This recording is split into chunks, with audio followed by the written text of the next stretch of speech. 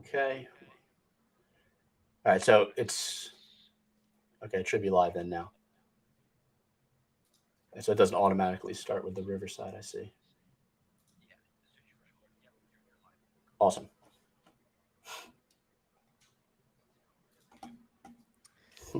Only took us 2 weeks. Took a few weeks, but we're here. We made it. Made it. We're gonna make it, and we'll continue making it. Let's hope so.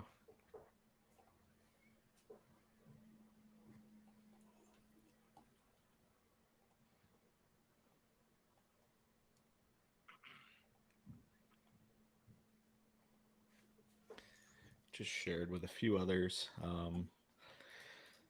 Be nice to see a few more people pop in. I know last time we definitely had more of an attendance closer to 2 than we did to 1, 1 p.m. Eastern time. But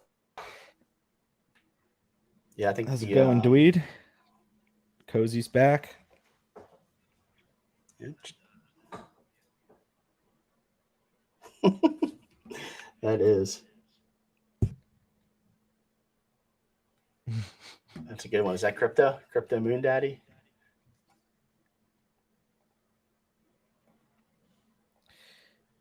We got Shot Topper in here. Thanks for joining. Shot Topper. He's one of the Punk Maxis, right? Yeah, I know he was active in the Moonbird Discord earlier, trying to chat with Cairo and talk a little bit about CCO. Definitely be getting into that a little bit today.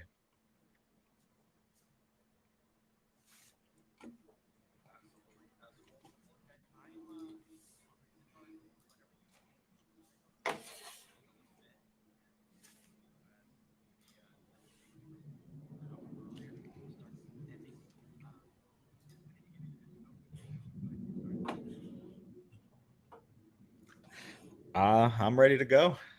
Ray, you ready? Yep, lock loaded, ready to go over here. All right.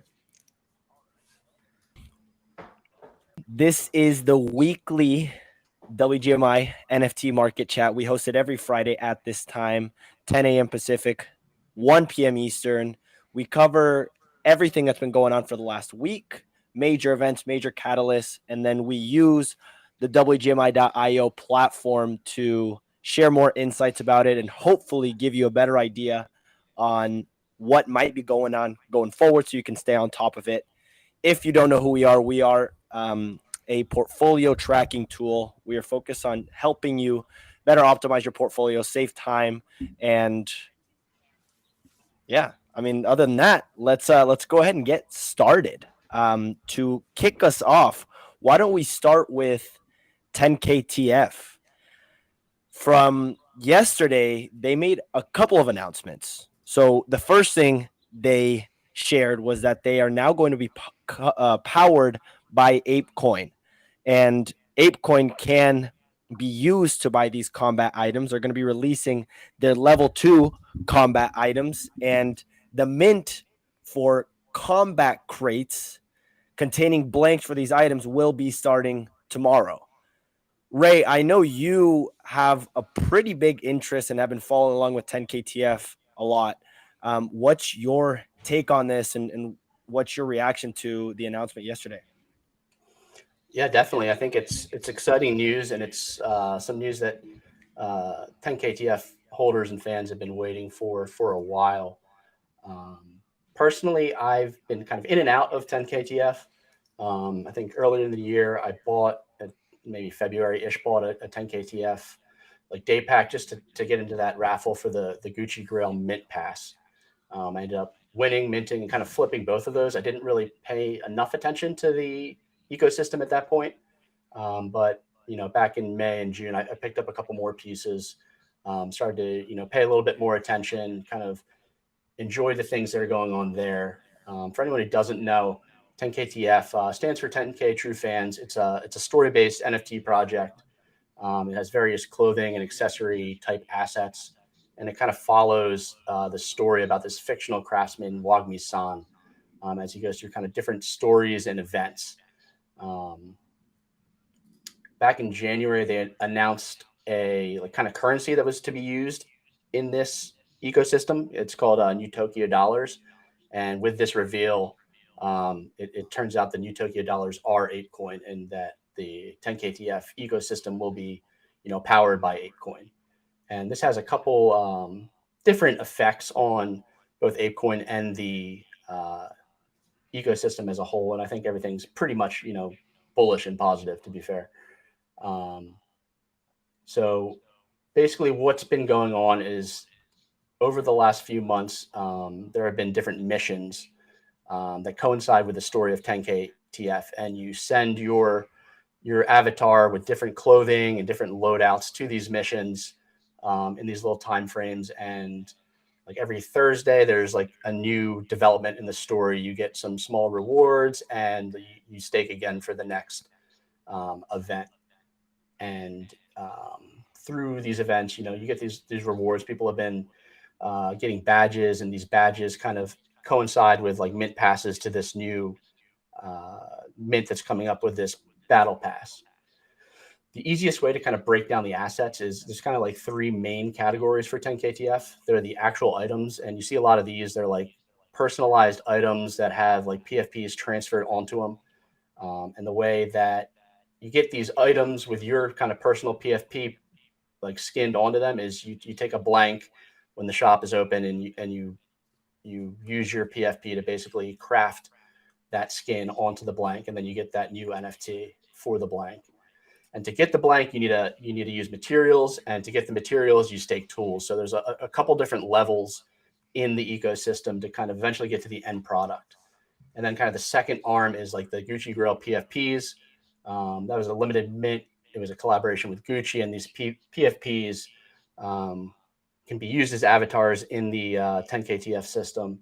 And they're kind of looking at them as kind of a very main like kind of genesis asset in the collection. So they're going to be very valuable going forward. But looking into this drop that's coming up, they're announcing, hey, you're going to be rewarded ApeCoin. You're going to have the opportunity to mint these battle crates, which are going to have new blanks in them for new asset types. And it's kind of going to be, I think, a pretty big event in terms of both rewarding 10KTF holders, introducing new assets into the ecosystem, and bringing more people into the ecosystem from the Ape ecosystem, kind of tying them a bit closer to Yuga. And these two projects have been kind of very close over the last year. There's a lot of tie-ins between like the other side and 10KTF too. But the kind of the TLDR on the mint is who's going to be able to mint are the people who sent their avatars on quests. They get the badges. The more badges you have, the more you can mint. Or ApeCoin holders. There's going to be a raffle at some point where if you hold 130 ape, you can enter in this raffle, and you'll have a chance to mint the crates as well. And the mint cost of the crate is 130 ape, which right now is right around 0.6 ETH.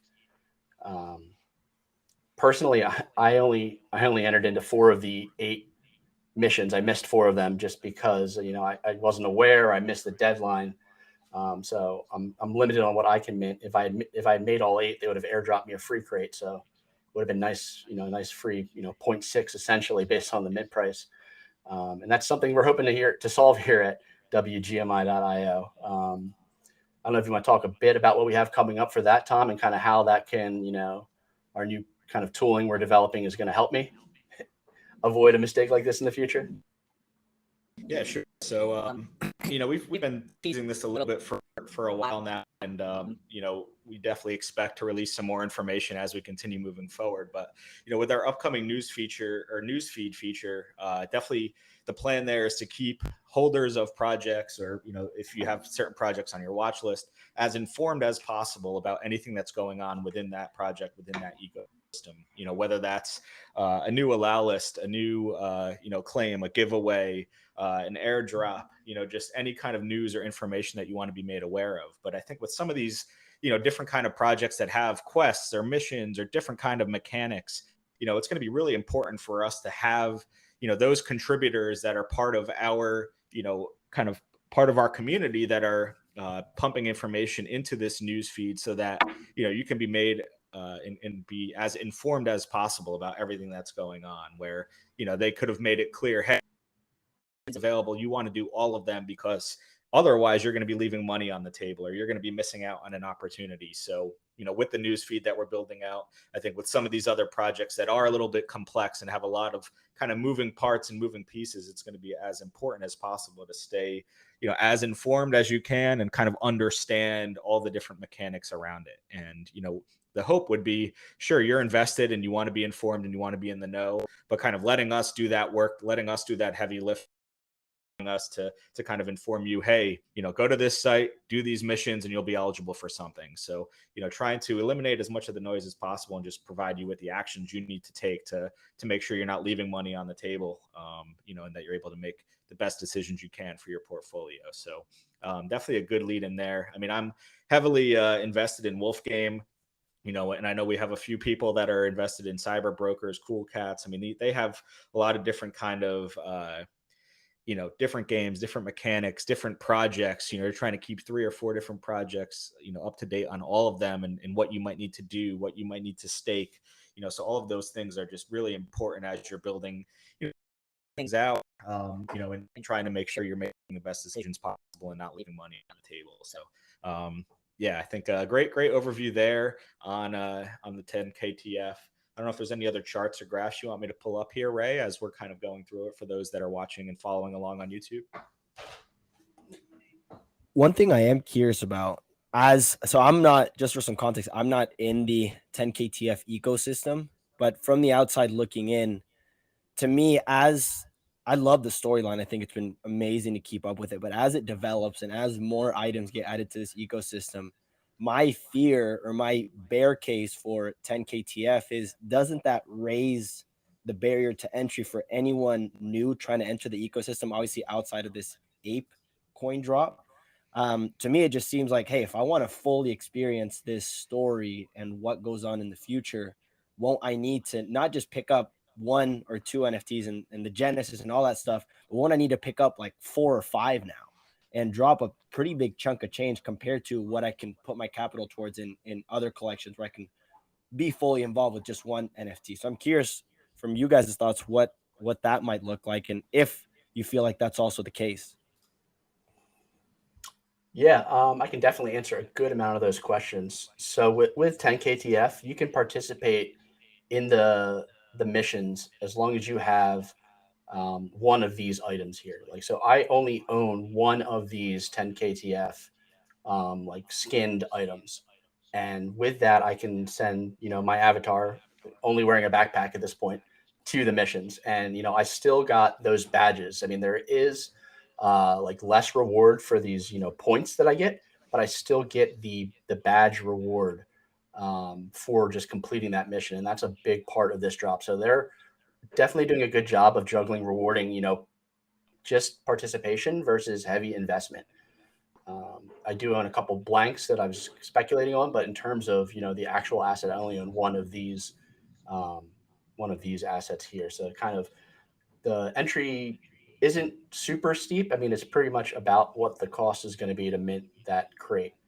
I would be concerned about maybe dilution of some of the older collections. These crate items, I believe they're going to provide even more rewards for these missions, because your avatar will be more powerful, etc. So it may obsolete some of the old ones potentially, but it's really a matter of how they manage rewarding both new entries and old entries into the ecosystem.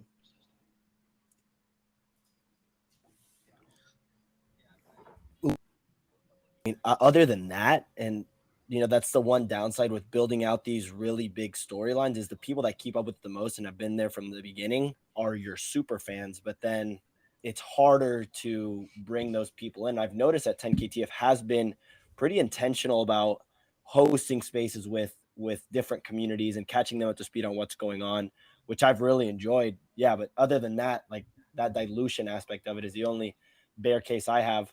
But it's other than that, like, it's been a great project to see unfold, and I think the storyline that they're developing is just going to continue to keep people engaged and hold people's attention, which is one of the biggest things to watch for in this space is how well can this collection or project maintain people's attention for a long period of time. Yeah, definitely. And, kind of pivoting away a bit, and kind of on the same wavelength, they do have their fans, but they're hoping to bring in, a big number of, outsiders who may not be participating in the ecosystem right now. So with this apeless raffle, they could be, expanding that fan base a bit, bringing in new blood to the ecosystem, introducing them to everything, at this kind of stage at this point. Um, I'm interested to see how ApeCoin reacts. I think, based on, I think it's they're airdropping a decent amount, or like allowing claiming for a decent amount of ape. I think they need to sell about 5,000 of these crates to kind of break even on how much they're giving out versus how much they're bringing in. I think based on, I'm an owner of one asset and I didn't complete as many of these missions as I could have. I'm only able to mint four, and I'm still able to mint four. People that can mint five, six, seven of these, and the big fans, I could see this collection, selling more than 5K. So it could have an interesting effect on ApeCoin, especially as people are buying ahead of the raffle tomorrow, or, this is going to be big news on Twitter tomorrow. And then I'm sure there's going to be, all these 130 ape entries into the ApeCoin system. And then that's going to bring new fans potentially into 10KTF. And I know that you have a couple apes, Tom. Like, what's your strategy been with ApeCoin over time? How have you kind of dealt with your allocation, and like are you looking at it going forward? Yeah, I mean, I think I was Twitter, but yeah. So I have one ape, one mutant, and was eligible to claim the ApeCoin months ago. First did that airdrop. And that was a pretty big chunk of change back then. And I know a lot of people were kind of holding on to that ahead of the other side land drop or the D drop. I kind of took a little bit of a different. I I know Moonbird's mint was kind of approaching, and it was ApeCoin to mint more land. I know I was eligible to claim 2 deeds from owning an ape and from owning the Moonbird, but I kind of decided to sell my ape into the pump and use that ETH to kind of mint as many Moonbirds as I could afford. When that drop happened a few months ago. So, I know it's been really interesting to kind of see the price action on ape. You kind of have Gucci now that's supporting and taking payments in ApeCoin, 10KTF here. I'm sure there's going to be a lot of other kind of utilities, use cases, and everything else for ApeCoin as we move forward. So I think be something that'll be interesting to see, especially as other side continues to develop more, especially once, some of these other roadmap items for Yuga or the Bored Apes, the mutants, once some of that stuff plays out based on the roadmap and some of the stuff that they've published in the past, I think it makes a lot of sense to kind of hang on to that ApeCoin, and, whether you're going to be using it for the utility that it'll provide, or just kind of, hanging on goes up into, these announcements, you can sell some of it off. I think there's going to be kind of two different. I made the decision, with my initial sell that off, in Moonbirds instead. But I think that's probably a decent segue into the announcement that was made yesterday by Kevin Rose and by the the Proof team to kind of transition Moonbirds into and to go CCO. I don't know if you want to take a quick second, Clemente, to possibly reset the room and kind of get things in order a little bit there. I know we have a lot of people that have joined the space. Appreciate everyone tuning in right now, but hand it back off to you, Clemente, real quick to reset to Moonbirds a little here. Yeah, and look, if anyone's just tuning in and wondering kind of what we're talking about, and you want to follow along a little bit better, just for context, we are live on YouTube as well. And on YouTube, we're sharing our WGMI platform. We're bringing out charts, all kinds of visuals to provide additional context on just what we're talking about, hopefully provide you with a little bit more analysis. If you do want to join, the second pinned tweet is, if you scroll down to the bottom, it will take you to our YouTube stream. You don't want to miss that. There's some really good stuff going on. You can also see Tom and Ray's beautiful faces. They're not just Moonbird maxis. But going on to Moonbirds, announcement yesterday. I'm personally not a big Moonbird holder, like these two guys up top. So I will let you two take it from here and give people a little bit of context as far as what uncovered yesterday and what your takes on it are from a Moonbird perspective, as a holder, but then also maybe as the general market, how other people or what the overall sentiment may be around it as well.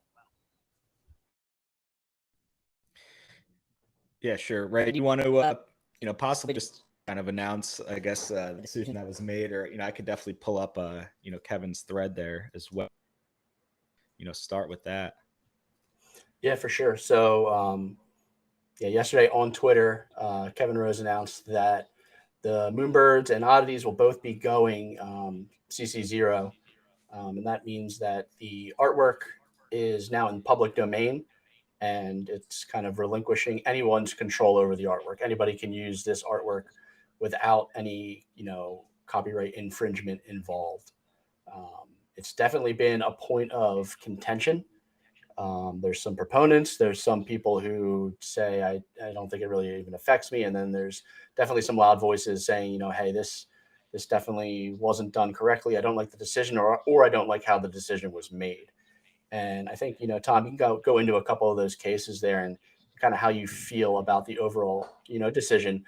And, as a large Moonbirds holder, I'm sure, you have, investment into this, and it definitely is affecting you.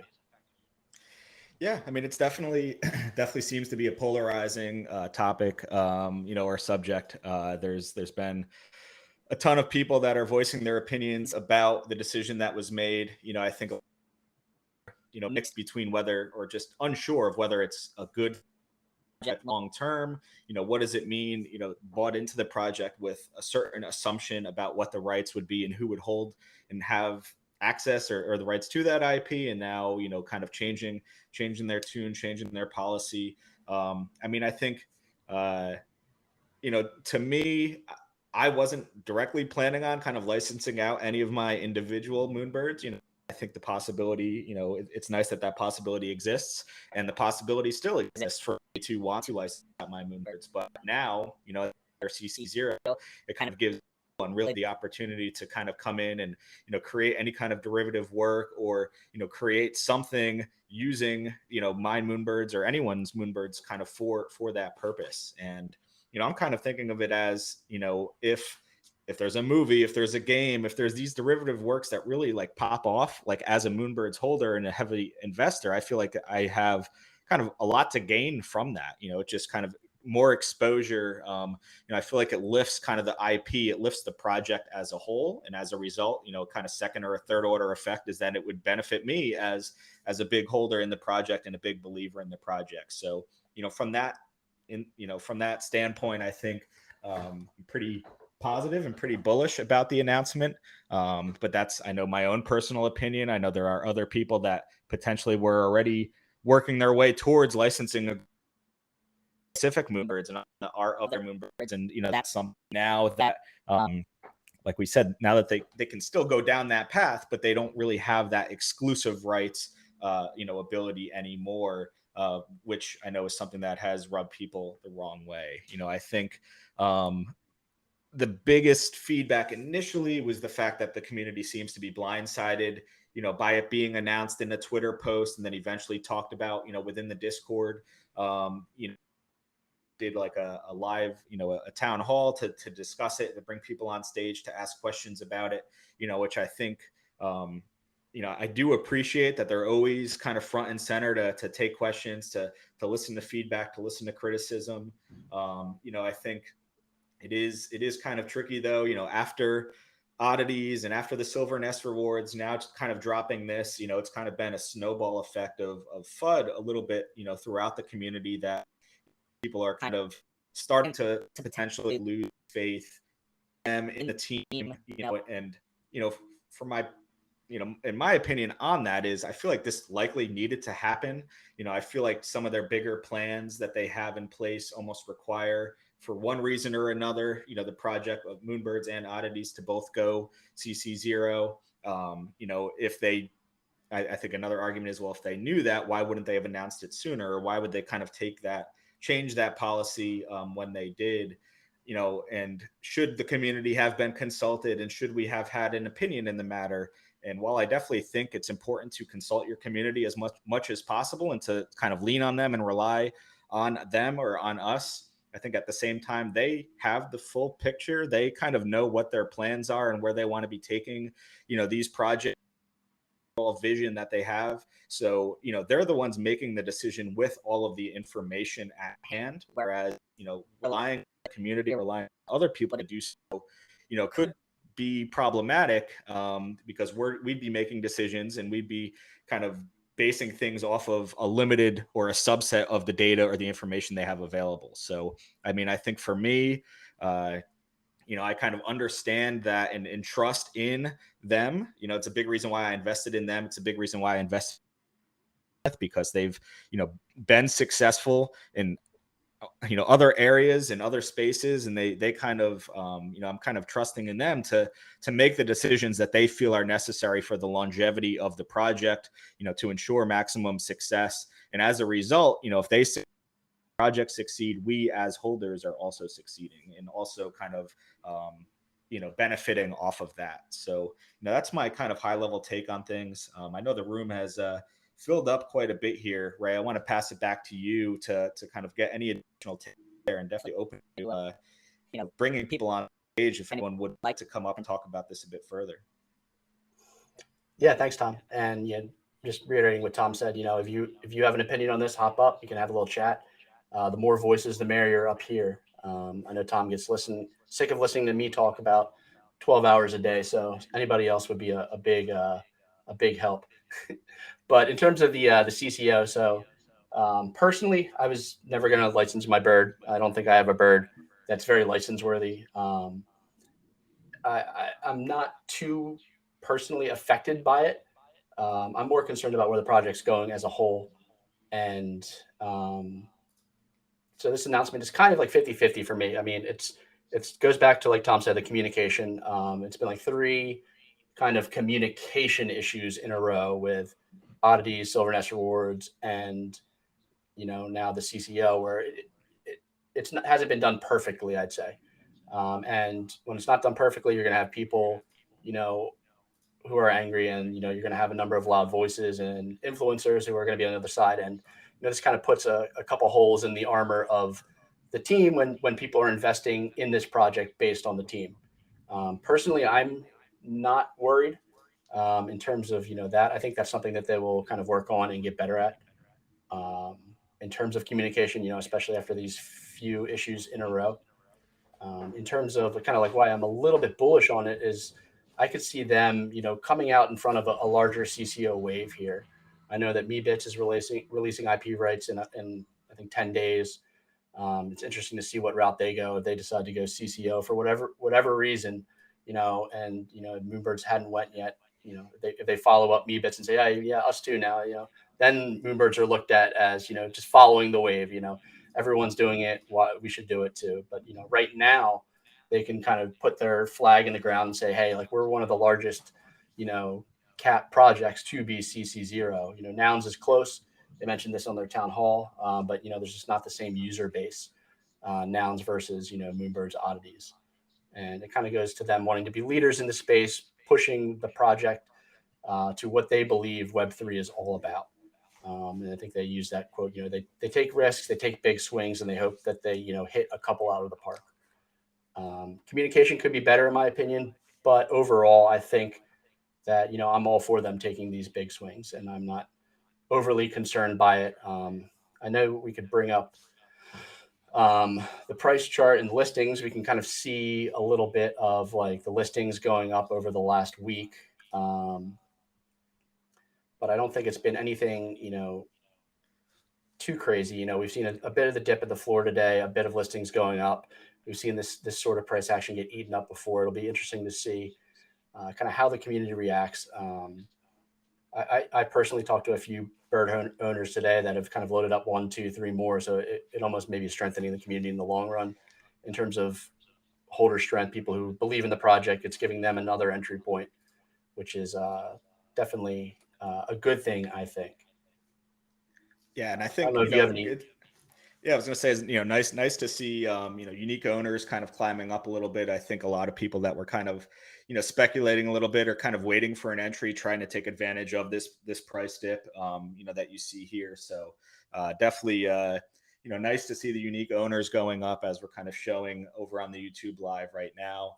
And they've talked about and have been leading up towards kind of the future proof keynote conference video that they kind of have coming on August 30th. And I just feel a lot of these decisions, a lot of the things that we're kind of fighting now, or that the community has been fighting, or people have been questioning, I think a lot of that's really going to start making more sense once they're able to disclose and include and kind of provide some more information there about everything that's going on. I do know it's kind of tricky, like it has, we've done 3 of these, and kind of Moonbirds and Proof have kind of been at the center of all of these market talks. And I think it's just, it's been kind of a series of either decisions or announcements that are going on that have been, pretty polarizing in terms of how they were handled. And I just think, as a project runner, I mean, WGMI is nowhere close to what Proof has, what they have going on. But sometimes it is tricky to try to balance the needs or the vision of the business along with trying to do, what might be best for the community. And I just think right now I'm in the boat of just kind of trusting and believing in them with all the information that they have at hand, all of their kind of advisors, the team they've built, making these decisions in terms of what's best longevity of the product and of the company. And trying to understand, like, all of this is just so new. I mean, this space is so new, and trying to set that precedence that other projects can kind of follow, and trying to fully embrace the different principles behind Web3. So I just think a lot of this will become a bit more clear, hopefully, after Future Proof, after we know and understand what that big picture is and what their vision is.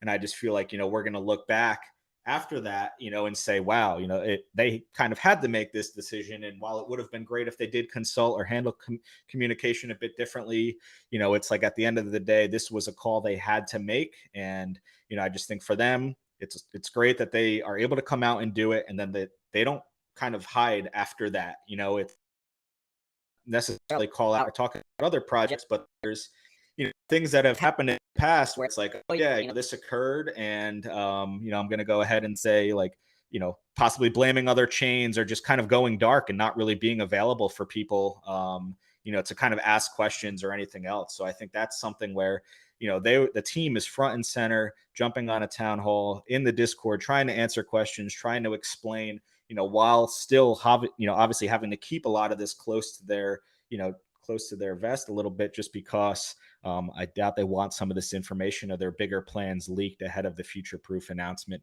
at the end of this month. So I think we'll, try to open it up. It looks like someone is requesting to pop on stage here. Merge Maximalist. I don't know, Clemente. We could definitely let them up and potentially, reset a little bit here to see if anyone wants to come up on stage and talk about this a bit more. Good stuff there. One perspective I do want to bring to the table, and yeah, if you want to add to this, we'd love to have you come up and talk, add your thoughts, rather than these 2 Moonbirds going at it.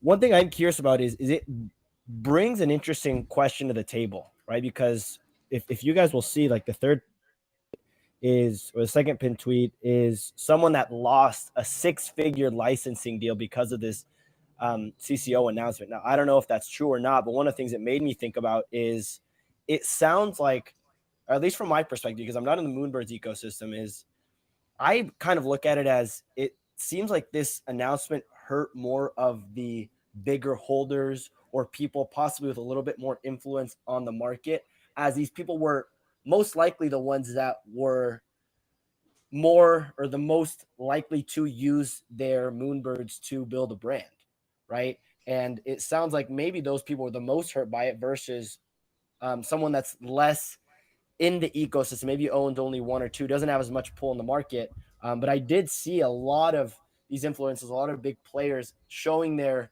concerns about the announcement, but a lot of people that weren't really planning on using their Moonbird to license it or anything like that. They weren't as upset about it. So it does bring the question to the table of, hey, should a founder or a team take or prioritize these big holders or these big names more, or the overall community? And it sounds like they went the route, at least from my perspective, of that overall community for the long run, which we're seeing the results of right now. Yeah, definitely. I mean, I know, I think that was Lacos tweet. I saw the tweet. He was in the collective lounge, and he said that was he didn't fully into the opportunity that was available, but that's definitely something. I think that's definitely pretty unfortunate. That there where yeah, it sounds like that no longer on the table, or they kind of pulled whatever that offer was. But it looks like we have Merge. I'd love you're raising your hand here. You've been very patient with us, so and would love to chat and kind of talk through this.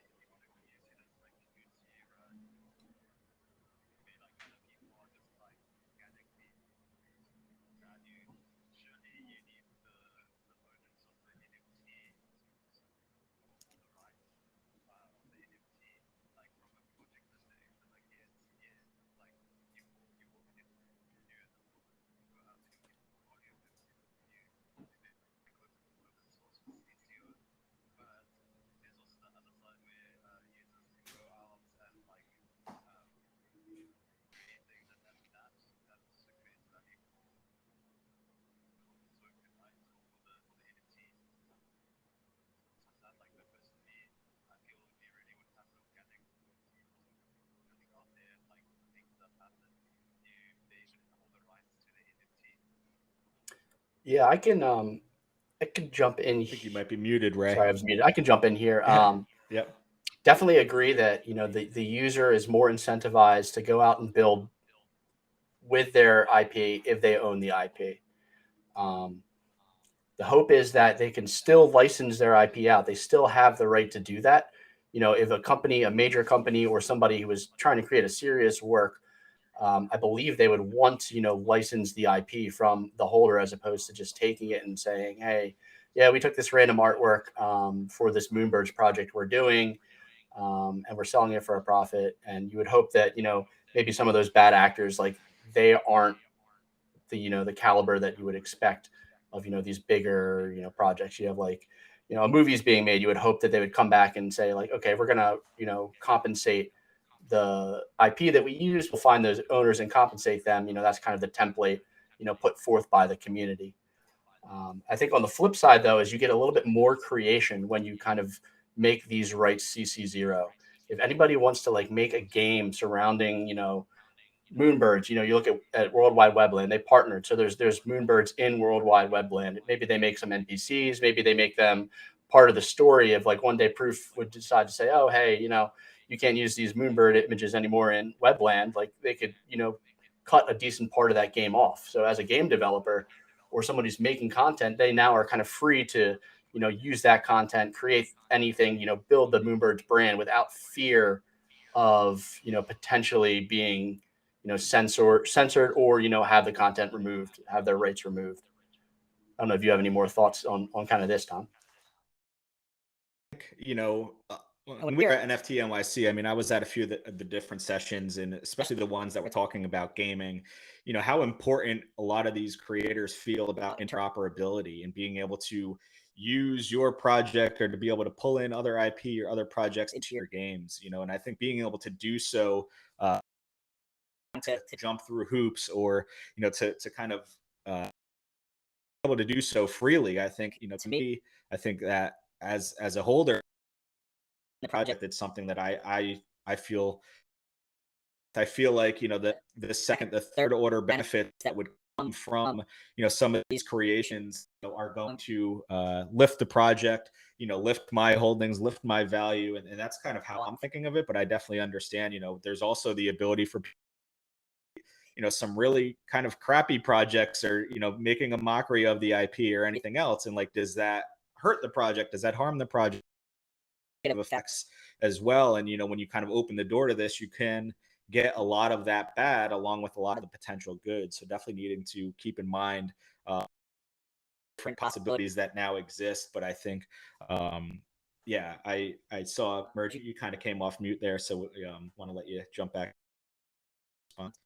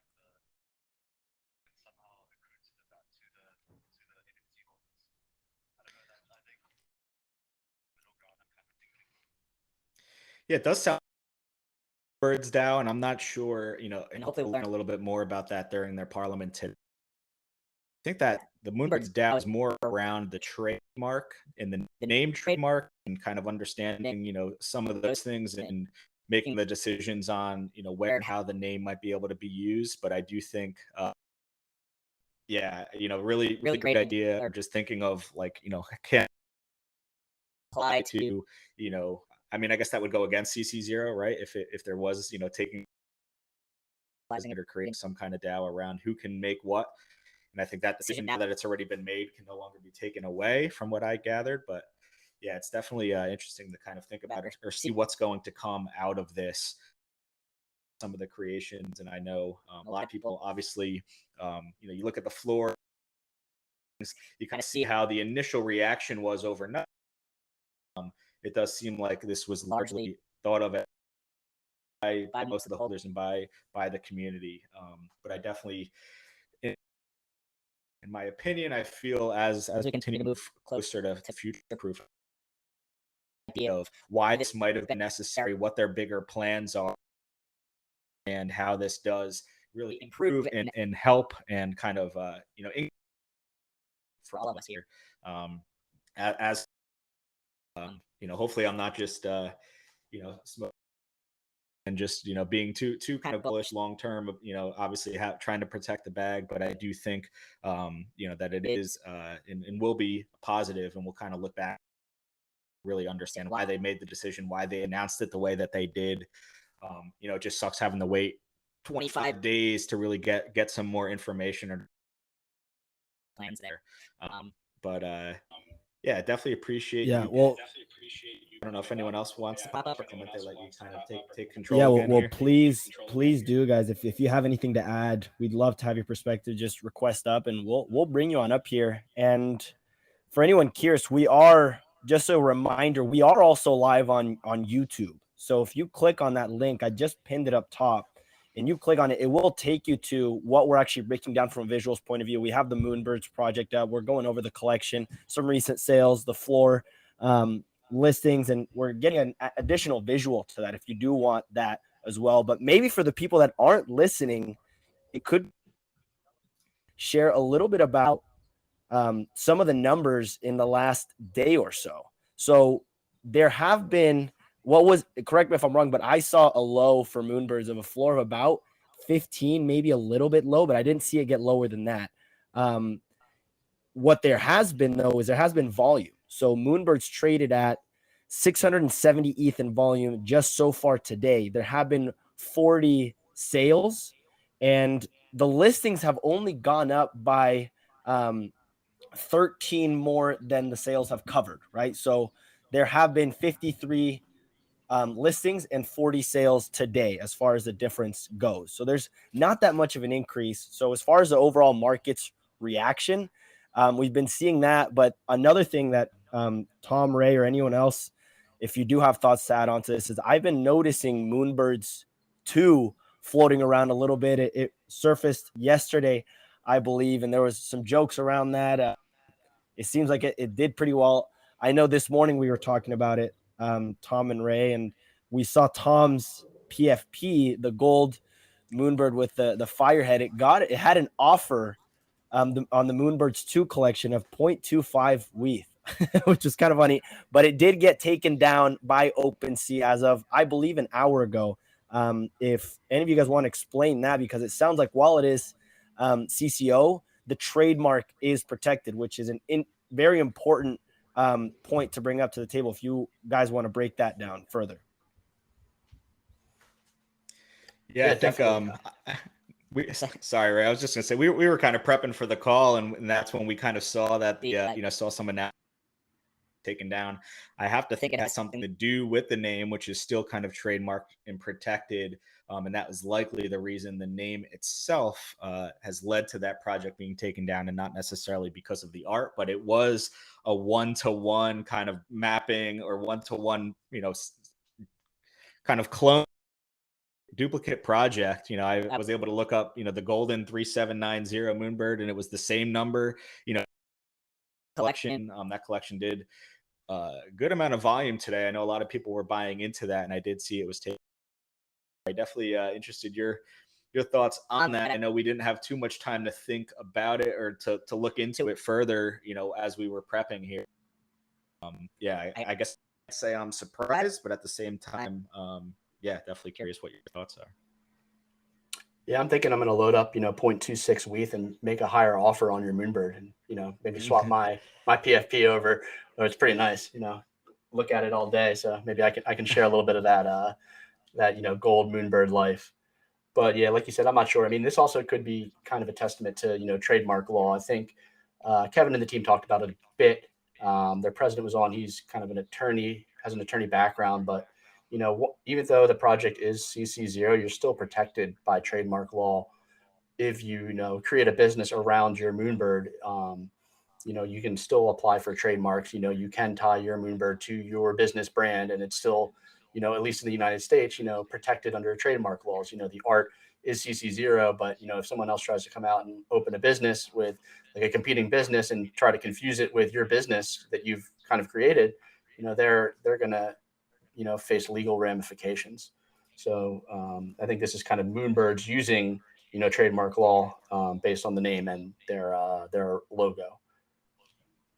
I think you're discounting your Moonbird a little too high. Like, just think, there's a lot of possibilities, a lot of shows, a lot of people might be able to create around yours. So definitely, I think you need to stop knocking your Moonbird and embrace it a little bit more. But yeah, definitely, if that project comes up, feel free to put an offer on there. But I think at the end of the day, you're not going to have the same benefits from that Moonbird as I will long. I think that provenance and the ownership are all going to go back to that fall to me. Own from the real project, which is, I think, something that can't be changed. Derivative rights and everything else being changed to CC0. So I think this has been a great chat. Definitely, and everyone we have here right now. Clemente, I know, we wanted to pop in and jump into potatoes a little bit and talk about that project a little more. I think want to maybe check if anyone, one last chance, see if anyone can talk about this a little bit further, or feel free to raise your hand or jump on stage. Still up here. I don't know if you have anything else you'd like to add.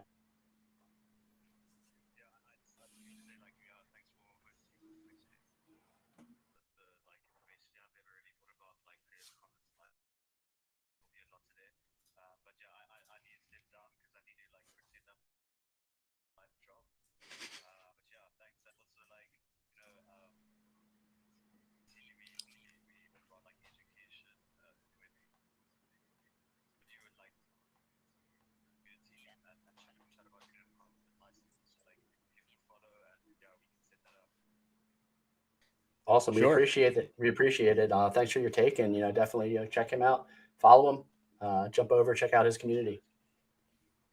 Absolutely.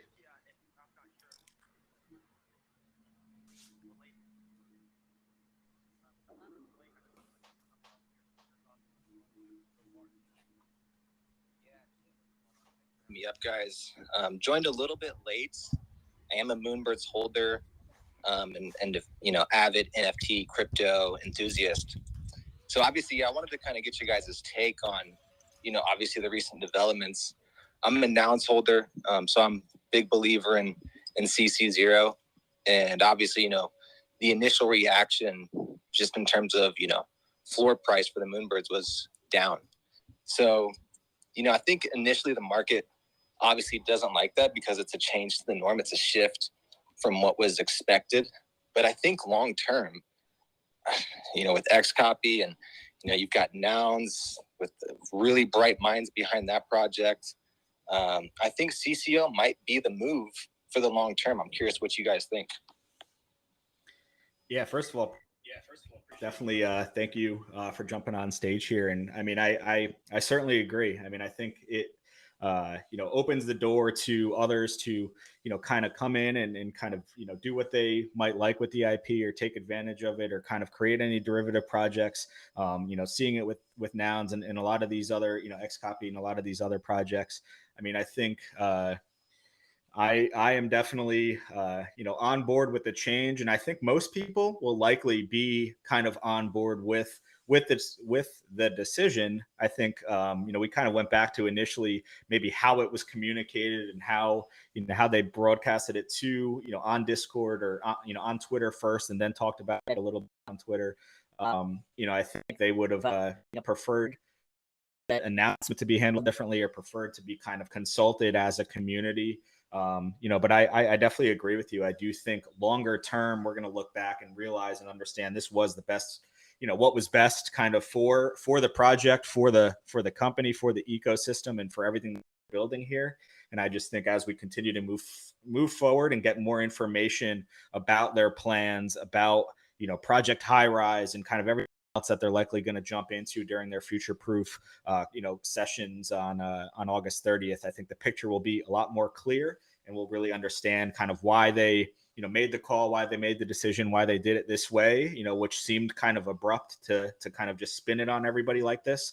But, just from everything that conversations I've had, being on Kevin's podcast or just kind of being on all the town halls, on all the parliaments. I mean, they try to be as open and transparent as they can and disclose as much information they can, when they do so. So I think, while still trying to build and generate hype and kind of, build excitement around the projects too. So I think it's definitely tough to try to balance those out. But I think, a few weeks from now and, a few months from now, a few years from now, we'll look back and say, yeah, CC0 was definitely the right call, the right move to make. And you're going to start to see a lot of other projects, I think, follow suit here as we move forward. Any thoughts?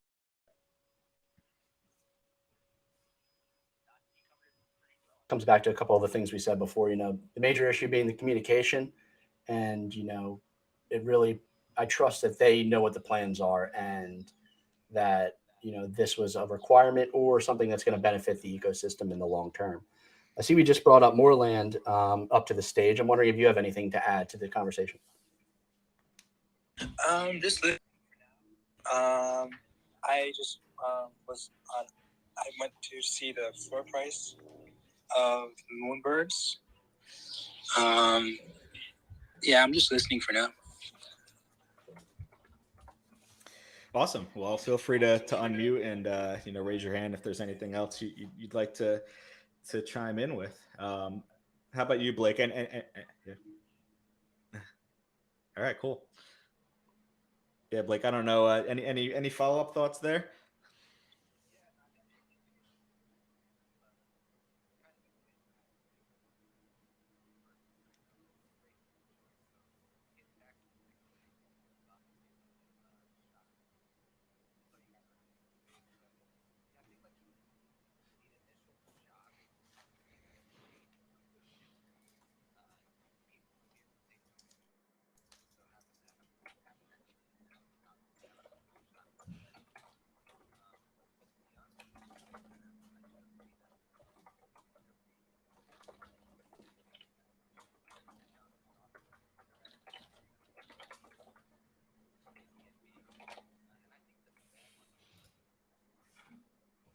I think, aside looking at this as a monetary vehicle and something like that, I think the bet really is on the fact that, we believe that Kevin Rose is building, a Web3 tech company, right? It's not just a PFP Moonbird or whatever, however you want to, describe it.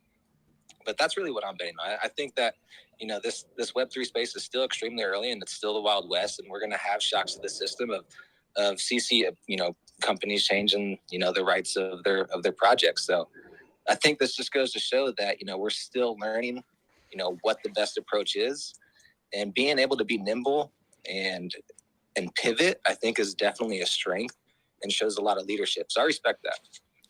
Yeah, great points there. And I definitely agree. I mean, if you bought into this for Kevin, for Justin, if you've been fans of what they've done and what they've accomplished in their careers, I mean, I just think, it kind of, and I think the best point there was the fact that it was change. It was something that was different, but I think when you're the space so early, it's still so young, where I think you need to just keep that open mind and just understand, okay, our plans 6 months ago are different than our plans are today. And, now that I'm sure if they knew everything they knew now back then, they might've made this decision from the very beginning, but I think just kind of being open, being able to pivot, being as agile as possible, and kind of keeping an open mind, great points that you bring up there. And I think that they really, they made the announcement. I'm sure they knew there was going to be backlash. It was going to be met with a lot of resistance. And, it's not like they posted on Twitter and then they went into hiding. They posted on Twitter and they jumped right into Discord, invited everyone, as many people as possible on stage, allowed them to ask questions. They're doing a parliament today. They were in the Discord answering questions and talking through things.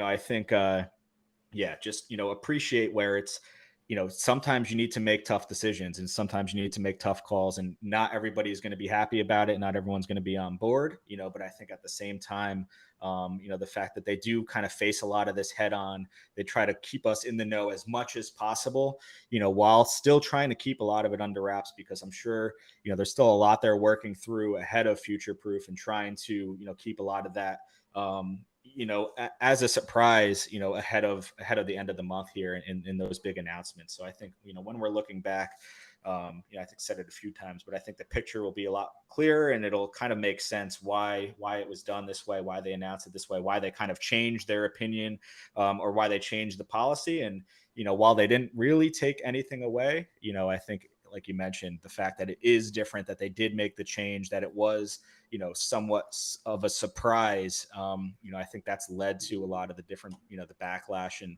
the floor price going down and the listings going up and everything else. But at the same time, if you're kind of following along on YouTube, it's nice to see those unique owners going up here as well. So it's, I think overall, stronger for the project. And, I think, it's great to get some new holders and some new Moonbirds owners, in the ecosystem and in the community here too. So definitely kind of still trust in them, still believe in them. And I think, we'll continue to learn a little bit more, starting with the parliament that starts, I think, in an hour today.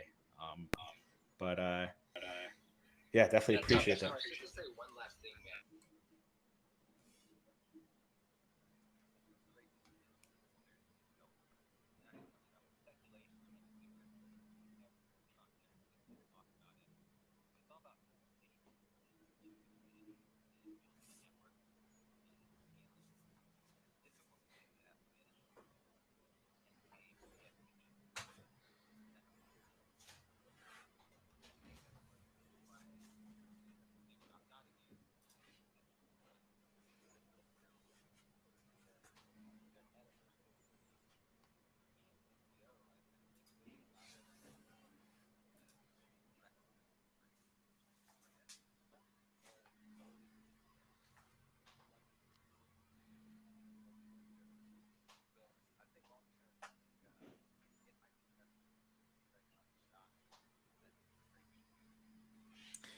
Yeah, definitely. And we can't forget about those oddities. They're sitting pretty right now at about 0.97. They've been hovering at around that range for the last couple weeks. Definitely curious to see what goes on going forward with them. And like Tom said, they have the There should be some questions answered during this parliament coming up in just under an hour. But from what it looks like, it might be time to move past the moonbirds and shift on to the potatoes next. But before I do that, why don't we reset the room a little bit? If you're just tuning in, this is a WGMI.io weekly market chat. We do this every Friday at 10 a.m. Pacific, 1 p.m. Eastern. And we are also live on YouTube. So if you see our second pinned tweet, it will take you live to where we are using the WGMI.io tool to bring additional insights, additional tools to share within what we're talking about. Last thing I'll say is we also recently created a newsroom account. So where we break down and we're looking to highlight top events, any upcoming airdrops, any upcoming news or movement within the market. So we can bring that to you very quickly. So you don't have to spend hours on end trying to catch it on OpenSea, Discord, or following other accounts on Twitter. But going forward to the potatoes, as far as the most recent spaces, we were not able to catch it as we were getting ready for this. So we would love for anyone that did catch that announcement or anything that was covered there to come up on stage and talk to us about it. But as far as the potatoes go, they were a free mint by 9gag, I believe, on July 21st. So a little over 2 weeks ago. It's a precursor to their main meme land NFT. And from what I've been seeing, we can break down the specific numbers of it, but it's done pretty well over the last 2 weeks. It's at a floor price of 1.5 for a free mint. That sounds pretty good. But Ray, I'd love your take here on potatoes and what they've done last 2 weeks and maybe what might be coming on in the future. Yeah, definitely. More than happy to answer. It looks like we're actually up to 1.6 after their town hall. I know it was about 1.5 when we were prepping, so seems like some bullish news came out of that. Basically, what the potatoes are is it was a free mint by Memeland. It's leading into their main drop that they've been hinting at for a while. The details aren't exactly clear on what that main drop is, but they've kind of said that potatoes will be a way to get access to the ecosystem. They're currently in phase 2. They started out as a little piece of dirt, and then now there's a plant growing from them. And from here, there's kind of like a growing mechanism that kind of involves staking. More details were announced about the exact mechanics at noon. So we don't know the exact mechanics right now. Like Clemente said, if you do know the exact, mechanics, it'd be great if you could hop up, run us through exactly what's happening. But the base idea is that you're staking your potato. There's going to be incentives in terms of rewards. I don't know if it's a raffle or like a leaderboard system, but you can win more potatoes NFTs. You can win meme list spots. That's the name of the allow list for the future Memeland main collection. Or you could even win the You the Real MVP NFT. That's a very valuable NFT. It was kind of 9gag Memeland's original entry into the NFT space. It's sort of their Genesis collection where they can kind of reward those 420 owners the most. And that was released mid-June. Currently, the floor price is sitting at 34 ETH for that. And that collection, started off right around a floor of 5 and has been, increasing over time. Tom has the graph up right now on WGMI. You can see he's showing the spread currently, which kind of shows you the difference between offers and the floor price. And this is kind of useful for determining maybe an entry point into the collection. If you have a high spread and it's greater than, the royalty fee, you could potentially put an offer in and be immediately profitable on that position. Something we always like to kind of check and track when we're looking to potentially enter into an ecosystem. But like I said, so like You the Real MVP, it's like the premium meme land NFT is going to give you all that extra access. They were able to mint 2 potatoes. They're going to get meme land mints. And we can kind of keep looking through these charts. If you're just joining us and you haven't jumped over to YouTube, we're showing all of this kind of analysis via chart. So I'm kind of talking a bit here. Tom's bringing up different graphs and we're kind of looking at, the floor price offers of these different collections and how they've changed over time with our new custom chart creator tool. It's been a pretty cool tool to use for these shows. Being able to, load up our charts, being able to save our charts, pull them up, keep a look at, like, keeping an eye out for, interesting, buy points, sell points, etc. I know last week we talked a bit. Oh, yeah, if you want to jump in. Yeah, I was just gonna say, yeah, definitely, great job going through the project and everything else. For anyone who's kind of been tuning into these over the past few weeks, it's, this custom chart creator is something that we pushed out fairly recently, but have added some enhancements there where you can kind of create a chart, and you have the ability to, save that chart again and just pull it up quickly with just 2 clicks. So if it's something you want to keep coming back to, or something that you want to make sure you're able to kind of keep track of, being able to save those and load those and pull those back up, so that definitely been something that's saved us time here on the site, and saved us time kind of going through the market discussions here. Yeah, I just wanted to jump in and say that, but definitely feel free, you can jump back in the meme land. It looks like they but real quick, I guess, jump into their Twitter. Looks like they promised a soft launch for their Grow to Win site. So if you went to grow.memeland.com, it sounds like they're launching full features early next week. The moment you grow or stake, your potatoes will evolve to stage 1 instantly. Let's fucking grow. So definitely a cool little gift that they got going on there. But definitely wish we were able to tune in to learn a little bit more about the project. But definitely, if anyone would like to come up or is more familiar, or an investor, would love to kind of hear your thoughts on the project and how it's kind of done so far, and any thoughts you have around it moving forward.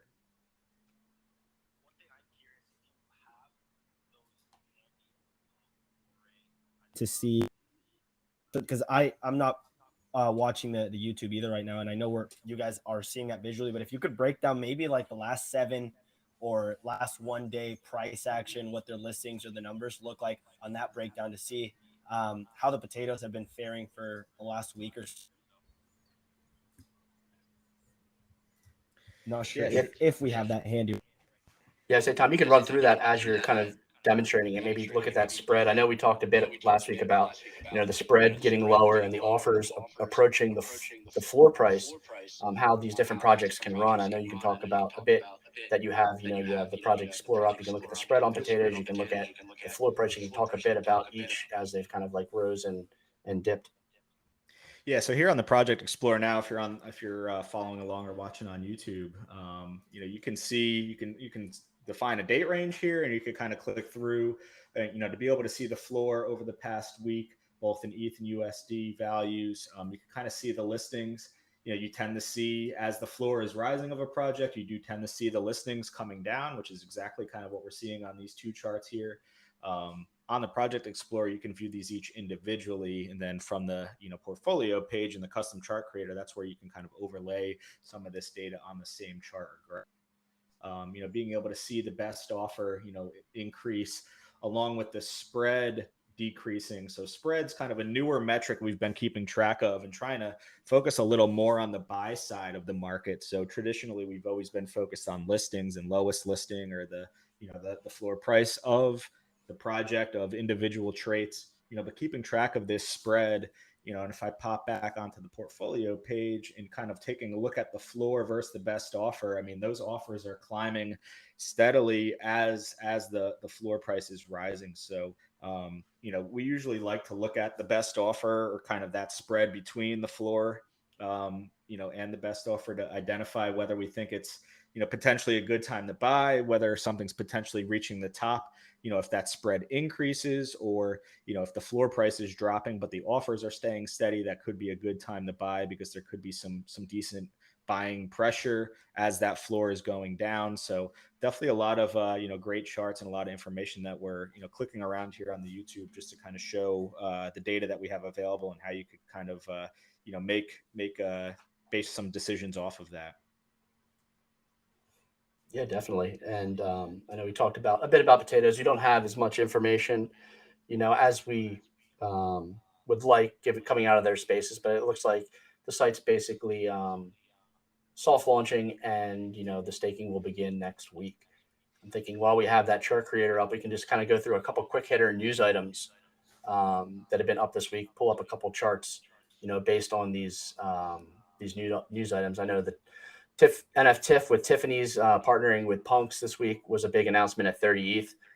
That's sold out today. We've seen, I think, the floor drop below mint price on the actual boxes, but kind of looking at CryptoPunks leading up to the launch, we've seen definitely an increase of sales. Tom has a graph up right now. We were seeing, like 10 sales a day, 8 sales a day, and then kind of jumping up, 14, 15 sales these last couple of days ahead of that announcement. It seems some people may be buying to kind of get involved or have a little bit of FOMO and want to be able to mint those or speculate on the TIFF NFTs. I know you own a Punk, Tom. Were you considering buying the NFT at all? Something that crossed my mind. I mean, mostly because I didn't have 30 ETH liquid. So that was something where couldn't find that between the couch cushions to try to make that purchase there. I think, they look really cool. I think it's interesting to see that kind of partnership integration here in the space. Very, very high price point there, and probably not something. As cool as they look, don't think it'd be something I'd be kind of wearing or flaunting or showing off. But I think at the same time, everyone's different, and I think for Punk, could be something that they are really proud of, are able to buy, something and spend that kind of money on that kind of, jewelry, bling, and be able to kind of show that off. So I definitely understand it. I get that there's a market there for it. And the fact that there was only 250 of those, when there's 10K punks that exist. I guess I'd try to pull up, just try to get the number of unique punk holders.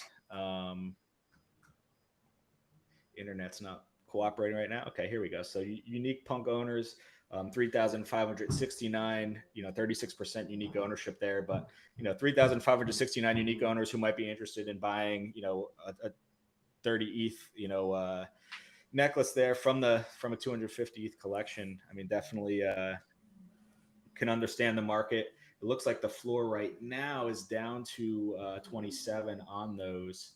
So I think, because they were released today, we only have those data points of just today, to be able to see where that floor sits right now. If we were to click it and kind of open up on OpenSea, we can take a look at, looks like 28.75 right now. So a little bit below that mint price of 30 ETH there. I see we have a few punks in here now. Curious if anyone did make the purchase or what the thought there, if you were thinking about it or just didn't think it was worth it. Feel free to jump on stage and chat through it.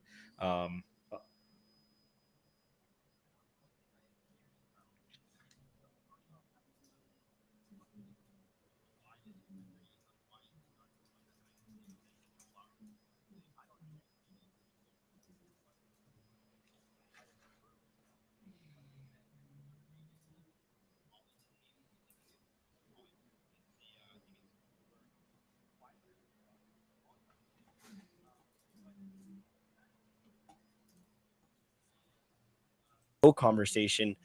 Could you, because I'm not exactly sure how this partnership went through, and I was between CryptoPunks and Tiffany's. I was asking you guys earlier, and I know you guys kind of broke it down for me, but from what I understand, CryptoPunks is CCO, but this partnership was created through someone, and I'm just curious if you guys have this kind of knowledge. If you could walk me through how that works, how this partnership works, and how it was created, even though Punks are CCO, and if you have that information handy. Yeah, I personally don't have it handy, but I think with some of this stuff, you see other people who are sharing, hey, I already have this, someone make make a necklace of my punk, or do other things like that. So I think I guess it kind of depends on I'm not going to bullshit. I honestly don't know. So I don't think it's worth just trying to spin my wheels here and throw something out there I'm not knowledgeable about. Yeah. I don't want to we know you love talking, misinformation. Yeah, for sure. I think what's very interesting here is kind of seeing. I mean, I'm sure there's a partnership between Yuga and Tiffany's here to make this possible. As you know, Yuga owns the trademark and licensing for the punks.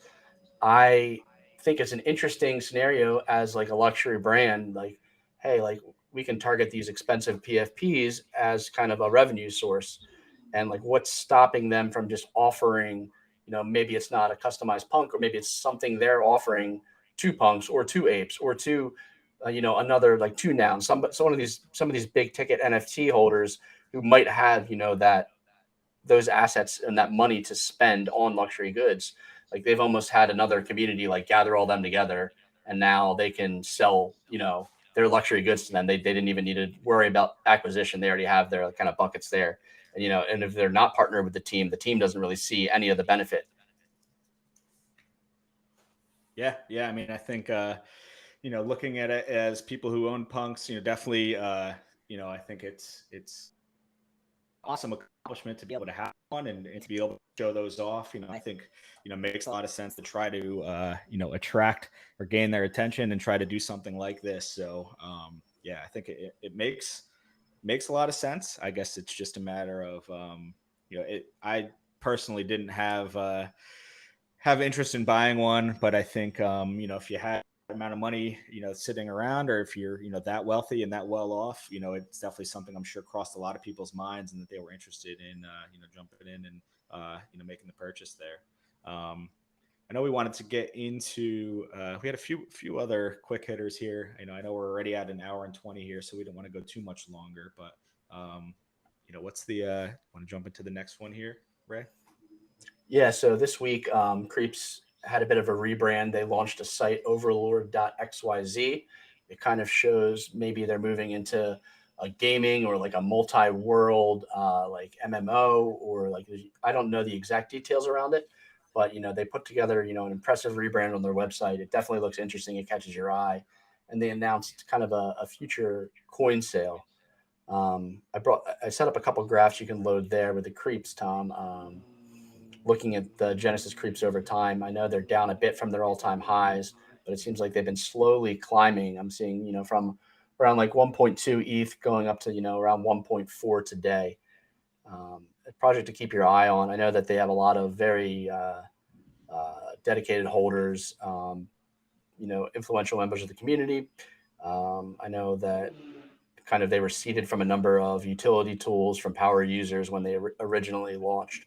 So I know they have a very good holder base there, and they've had some interesting game mechanics, and kind of they took that P to E to kind of the next stage after Wolf Game. They were one of the the bigger successful kind of staking projects following Wolf Game, with kind of how they handle that whole ecosystem. I'm looking at it here on the chart creator, and I don't know if it's a great entry right now. I know we just had the news. It's maybe more of like a buy the rumor, sell the news event. I'm sure they have a lot of developing to do after they kind of have went through this rebrand. It'd be interesting to see what they have coming up next.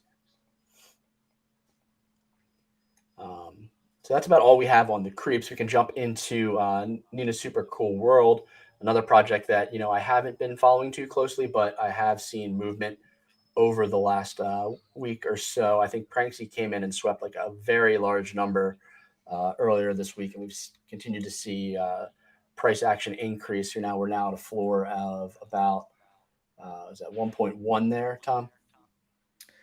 Yep, looks like it's 1.13 right now. Yeah, after Pranksy swept, we saw a ton of volume, a ton of action, and I've been keeping an eye on like the spread of the floor and the offers. It hasn't really kind of diverged very much, over the last few weeks. There have been some decent entry points, but I haven't jumped on it yet. It's another one I kind of have my eye on.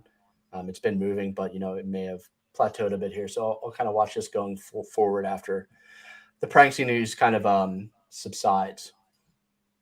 And then kind of our next quick hitter would be Ledger. We talked a bit about Ledger last week on the show. I actually talked about how I had bought one leading up to the show, based on kind of doing the show notes and getting everything together. Looks like that's paid off. We kind of talked about that spread mechanic again, where you're looking at, as that spread of offer and floor goes low, the offers approach the floor, you may be hitting a local bottom. So we kind of saw that, last Friday, last Thursday with the ledger drop. There wasn't much news in the community until this week. It seems that they've announced their first partner, Brick. They sent out a pre-mint. That was announced on Rug Radio yesterday. Brick is basically run like a music venue run by a couple veterans in the music industry. They're basically trying to do that IRL connection to the metaverse, where they're going to buying the NFT, get you access to the events. It lets you kind of decide who gets to perform there, who gets to show their galleries there. It gets you tickets there. And then if you're not in Los Angeles where it's physically based, they'll be airdropping, custom art and NFTs like from the different events and concerts. So it's trying to bridge that gap between physical and IRL. And I think it's kind of right on brand for Ledger to be doing that, with their kind of like physical, devices, securing IR or securing, metaverse and Web3 assets. I don't know if you have a Ledger NFT, Tom, or if you had bought after our talk last week. I didn't buy after our talk last week. I definitely looks like I probably should have, right? I think it was somewhere. When was that? The 30th, 31st. So yeah, floor's gone up pretty nicely since then. So it looks like that would have been a good smart buy ahead of some of these announcements, ahead of some of these partnerships that are going to be announced as we're forward here. But yeah, definitely great job running through some of those quick hitters there. I think that's probably about it for today. I don't know if anybody, anyone that's out there, if you'd like to come up on stage or not, definitely open to taking any questions or chatting about anything, or whether we talked about it today or not. Open the just kind of discussing anything that might be going on in the space or anything you'd like to share. Otherwise, I'll pass it back over to Clemente for now.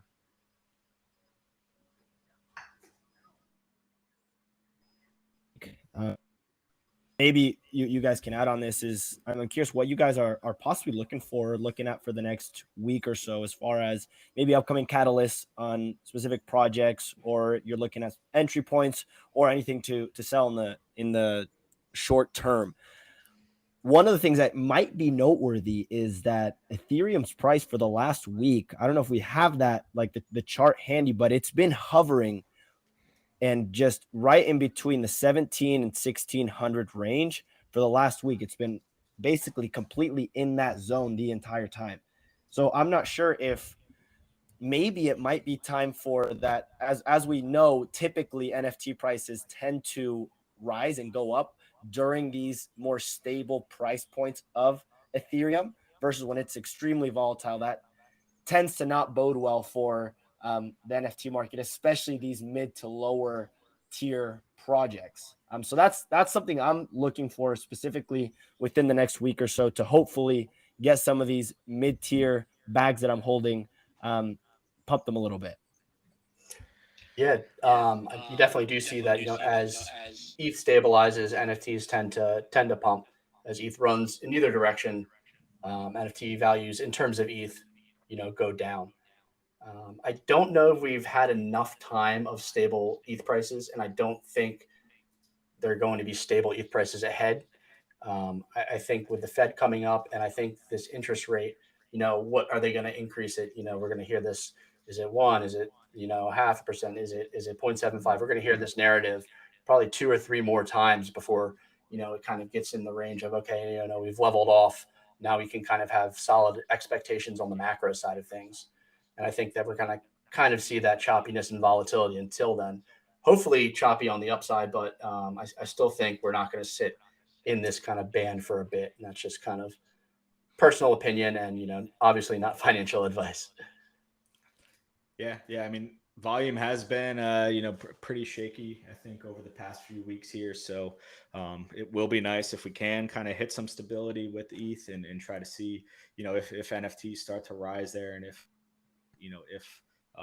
volume starts to tick up again over the past, day or so. So Yeah, definitely something to keep an eye on, and good call out there, Clemente. I mean, we have been kind of in this range over the past week or so here, so it'd be definitely something to stay on top of here and just try to see how things play out over the next few days. Yeah, in terms of like buying, I haven't really had my eye on anything. I bought ApeCoin this morning. I know I talked a bit about 10KTF, but I figured that there's going to be some sort of run, and I'm thinking that the boxes themselves are going to be a positive mint. So I bought enough ApeCoin to mint the boxes, enter into the raffle, um, and then hopefully flip a couple of them, hold a couple of them. Um, Maybe at a break even would be nice. But that's about all I've kind of committed to and looked at um, in terms of buying. I've been trying to do less secondary buying and more minting. I've been kind of getting wrecked on secondary sales a little bit recently. And it's nice because, I track everything in my WGMI portfolio with the tag system. I tag things that I've minted. I tag things that I bought in secondary. I tag different kind of categories, and I can quickly filter, like how I'm doing with different investments, which is like very nice, and it allows you to kind of adjust your investment strategy on the fly, backed by data, which is nice, as the NFT kind of meta shifts, and we all know how quickly that does shift.